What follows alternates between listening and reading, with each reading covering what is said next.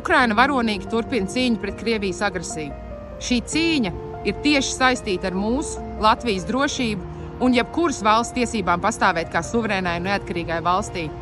Būt diplomātam Kijevā šajā Ukrainas tautai tik grūtajā brīdī ir milzīga atbildība un pagodinājums.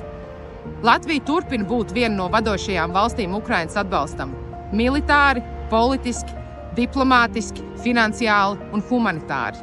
Mēs, vēstniecības diplomāti, gan atbalstām latviešus, kur sniedz atbalstu Ukrainas armijai un sabiedrībai, gan iesaistāmies Čerņihivas rekonstrukcijā un plānošanā, kā arī strādājam ar mūsu uzņēmējiem.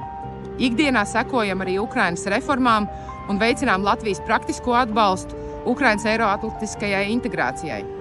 Tāpat iesaistāmies Ukrainas prezidenta miera iniciatīvā un ziņojam par Krievijas kara noziegumiem. Darbs šeit, ar raķešu apšaudēm vai bez, ir izdzīvot vēsturi. Iestāties un atbalstīt to labāko, to pozitīvāko, uz ko cilvēks ir spējīgi, par spīti visnežēlīgākajām zvērībām. Vēsture arī spriedīs tiesu, vai esam izdarījuši visu, kas ir mūsu spēkos, lai taisnība un Ukraina uzvarētu.